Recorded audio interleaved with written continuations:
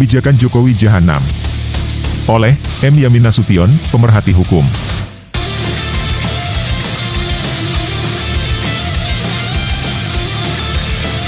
Terminologi orang hukum pada dasarnya hanya berlaku bagi seorang presiden.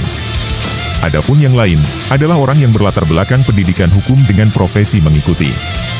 Istilah Latin, rectum, rex, diartikan sebagai seorang raja yang menjadi tauladan. Sebodoh-bodohnya seorang presiden, maka ucapannya memiliki sifat perintah hukum. Bila seseorang yang bodoh atau jahat menjadi presiden, maka ia dapat melahirkan sebuah produk hukum, seperti perpu, inpres, perpres. Tubuh memiliki sifat sempurna, maka tubuh hukum orang hukum sempurna dengan peraturan yang ia lahirkan, dan hanya satu-satunya adalah raja atau presiden.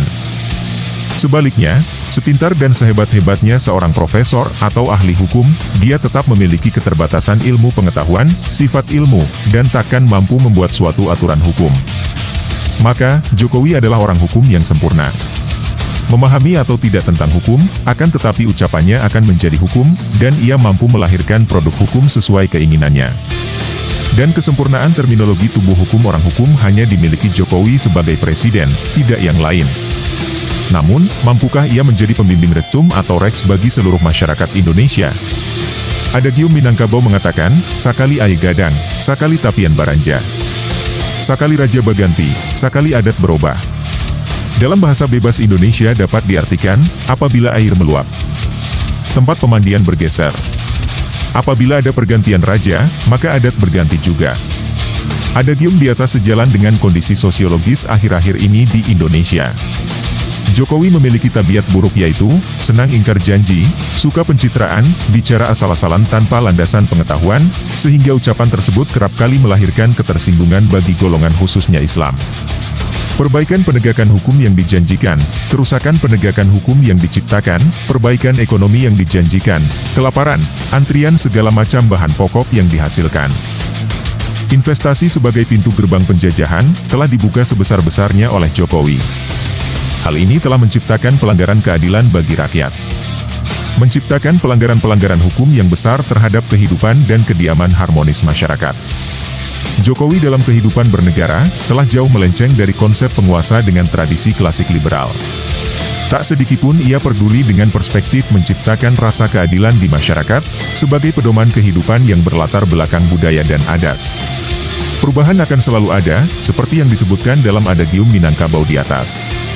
Akan tetapi, perubahan negara selama kekuasaan Jokowi, telah menghancurkan kehidupan rakyat kecil dengan memberikan lahan subur kepada sekelompok penguasa ekonomi lokal dan asing RRC, oligarki. Kekayaan alam Indonesia telah dikuasai asing hingga minimal 70 tahun ke depan, melalui investasi dengan landasan hukum Omnibus Law.